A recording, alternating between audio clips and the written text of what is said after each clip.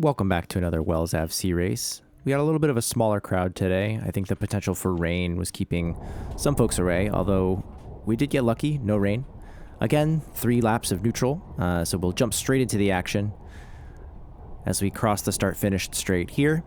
Got a couple teams, and as you can see, one of them is actually going to jump right from the gun, a double attack, 2 of the teammates rushing up the road to try to make things a little more interesting here. This, I'm not gonna lie, this had me sweating. This was very fast, very quickly, and as you can see, I'm moving the wrong direction in the pack. I am not quite sprinting, but, you know, putting in a lot of power. Some of the other teams got caught off guard here, 545 Velo, and I end up way farther back than I really wanted to be. Other than 545, we've got the Junior Devo team again, as well as the Back in Action Bikes team, who I am less familiar with, but I did have the chance to chat with some of them, and they definitely made this race fast. They seemed to know what they were doing, and as you'll see later, we'll actually see some cool team tactics. I'll spend some time taking a look at that, because other than that, you know, for me, this race wasn't so great.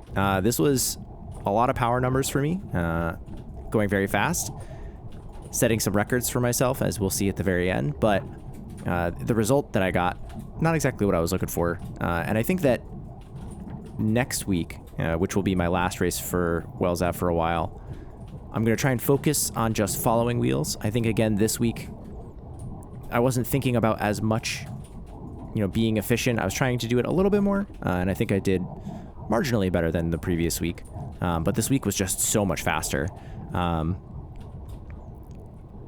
That like moments like this where I'm kind of out in the wind and having to come back in, you know, that all those inefficiencies add up, and it means that I'm putting in a lot more power, which is good. You know, I'm getting stronger, but also bad because it means that I'm getting tired, and that comes back to bite me at the end of the race.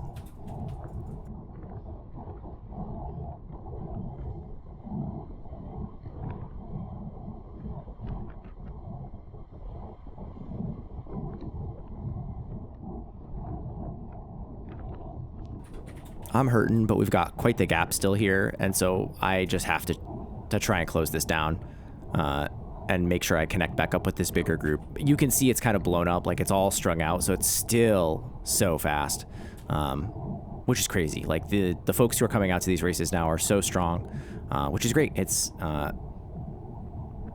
really creating a lot of development opportunities for practicing, getting stronger, but at the same time, damn, does it hurt. And I managed to kind of chase it back into this little slight downhill, you know, put my head down and just kind of latch back on as the group slows down just a little bit. Now that I kind of have managed to latch back on, we'll talk about the overlay here a little bit.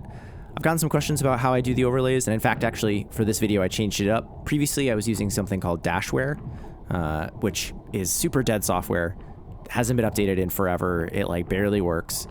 I know NorCal Cycling uses it to great effect. Those videos look wonderful, and he has a couple videos about his process. But for me, I'm a software engineer by trade, and so I thought maybe I could do this myself for just myself.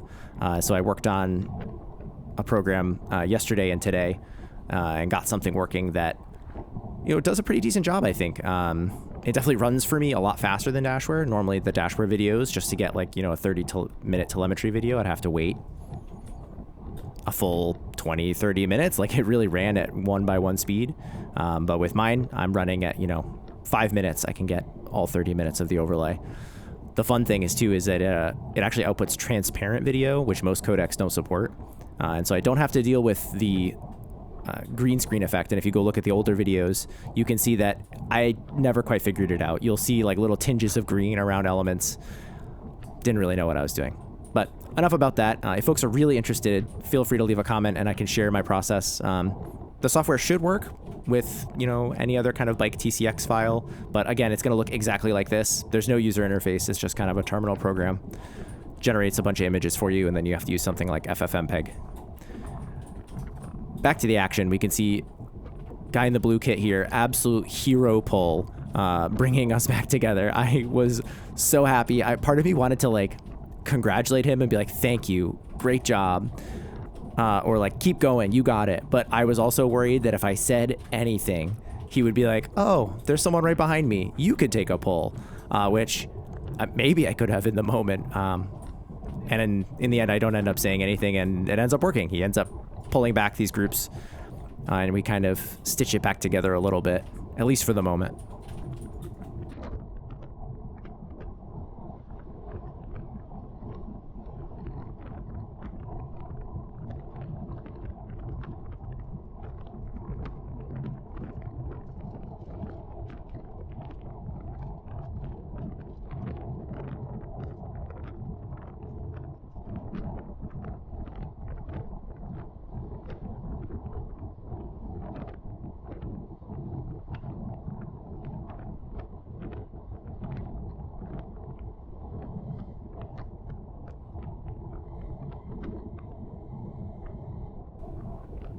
So I've been following Blue Wheel for a while here, but I think at this point I make a mistake, which is I'm like, oh, maybe he's fading. I should come around him, but I don't actually come around him here. You can see I'm out kind of in the wind, but not really making any headway. And then finally I stand up and kind of put 500-600 watts in to accelerate away and finish closing this gap. I think maybe I should have been smarter about that. Instead of popping out into the wind and sitting there for longer, I should have really just tried to kind of, snap the legs a little bit. Perhaps a little rude, make it harder for him to follow me. Although we're on the uphill, so maybe he has a little bit more, but still, it was just less efficient for me to be out in the wind for that long, and closing this gap down instead of just kind of snapping across.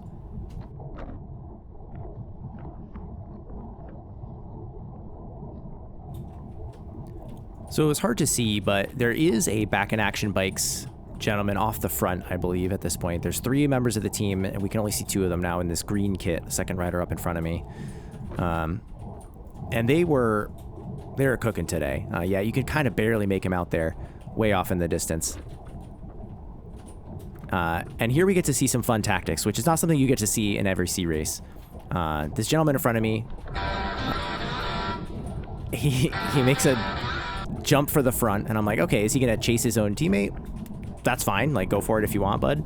But no, he's way smarter than that. You can see he stops pedaling and just kind of disrupts the chase. The 545 guy spots it immediately and he jumps, which is definitely the right move here, I think.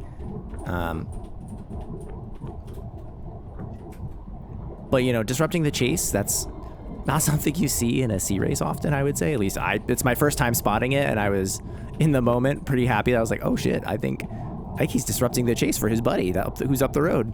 That's, wow, okay, cool. And here you can't really make it out with the wind noise, but he's floated back to the back, and I'm chatting with him saying, oh, so disrupting the chase, you don't see that every day. And he was saying that with the 3 guys they brought out, they kind of, they're kind of responsible for controlling the group, and they expected to win, or they felt like they should win, bringing out the 3 guys, which, they got quite the team.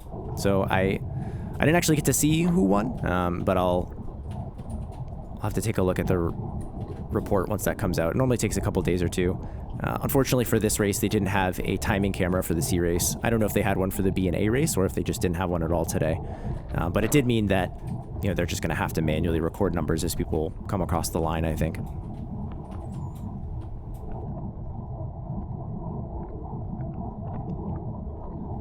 Here's another example, I think, of not anticipating the surges and following the surges more efficiently. You can see this gap has developed, and I kind of have to, stand up and I get, a little lucky here that this guy slots in front of me, so I get a little bit better of a draft, but ideally he would have had to come behind me, and I would have been behind the Back in Action Bikes rider the whole time.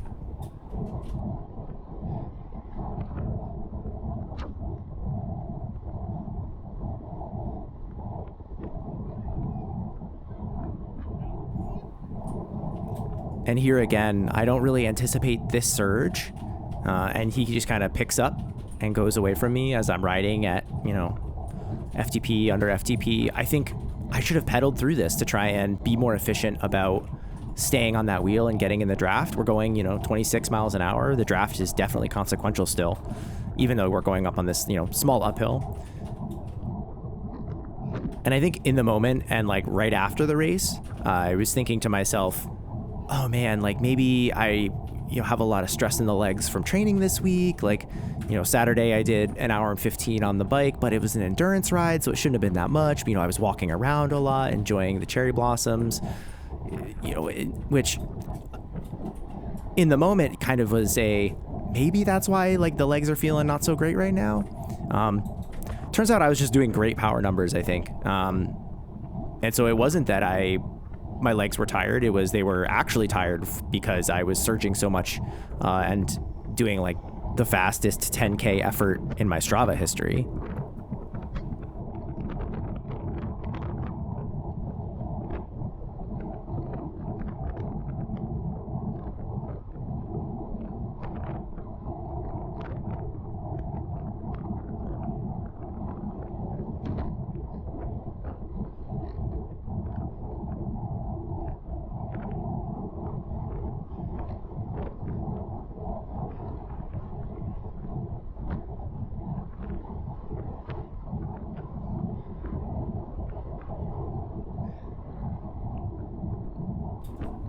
Coming around with 4 laps to go. And again, you see, I'm kind of letting the wheel get away from me here. I'm not predicting that surge that's coming into the bottom of this hill, which I think is a little abnormal from the times I've done this race before. Not that that's an excuse. It's very much like I need to be paying better attention. And I think that my mantra for next week is just going to be follow the wheels. I'm not going to even try and win the race. I'm just going to try and ride as efficiently as I can. Of course, I'm going to try and win the race, but like, I'm going to try and do it through efficiency. That's going to be the name of the game for me, I think. And I think that that'll be really beneficial if I can just be better at predicting those surges. Part of me thinks that maybe once the group riding starts up again in the summer, that'll help a lot. Just getting more comfortable riding in a pack, getting used to that feeling again, having been training indoors all winter, not riding around people, not riding outside very much, other than kind of getting point A to point B. So that's going to be my primary focus. Maybe I'll save myself a little treat at the end, depending on how efficient I am. Because honestly, I would want my power numbers to be lower. Like I want to be going faster with less power, not faster with more power. More power is always nice, but like having that speed in the legs would be better. And you can see it's happening again here, like this surge of effort that's getting away from me. I'm up to 300, 350 watts, trying to chase it back down. And I'm in the wind at this point, right? Like it is less efficient. And I think at this point, they just kind of start to get away from me. The legs are kind of sapped. The heart rate's, not crazy, 176. I can definitely push the heart rate a little higher, but you can kind of hear me breathing into the microphone over the wind. And the legs are they're feeling sapped up, feeling like peanut butter. Huh? Is that a thing? Peanut butter legs? I don't know. Tell me in the comments if peanut butter legs is a thing. If it's not, then I think that's a good description for what it feels like. And so at this point, we'll kind of speed through these last 3 laps. Zooming through, I'm obviously not riding this fast, but not much interesting happens here where I'm kind of off the back of this main group. I managed to catch one of the 545 guys, ask him if he wants to roll with me, but he is absolutely cooked. I assume that he was, taking a death pull on the front, trying to chase back that solo rider, but I'm not 100% sure. I was too far back to really see. Some more lapped riders or people who've been dropped, and we'll just let it play out for a little bit.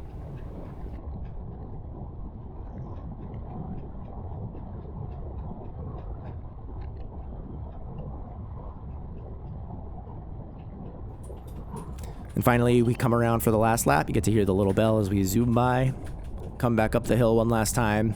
The group's out of sight at this point. I'm hurting. I think I've decided this is just a workout for me, so I'm just going to push hard with a nice, consistent effort.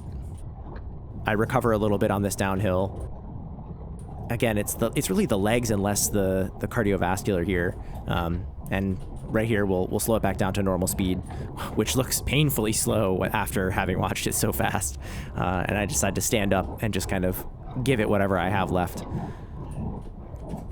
which isn't a whole lot, 500-600 watts, definitely a weak sprint, but I left it out there, which I was happy about. And when it's this a little cold out and you're pushing this hard and you can taste a little bit of blood in your mouth, you're like, okay, yeah, I did push hard. And like I mentioned, this was, these were great numbers for me. I got PRs for 5 mile for 10K, very fast, definitely a lot faster and a lot more power than the previous week. 245 watts weighted average, which is a lot. I had a good time. I was definitely a little disappointed in the moment, but I think when I came back and I started to look at the metrics, watch the footage a little bit, it definitely gave me an idea of what I need to work on. And I'm looking forward to next week. Thanks for watching. If you have questions, toss them in the comments. Don't forget to like and subscribe, and I'll see you all in the future.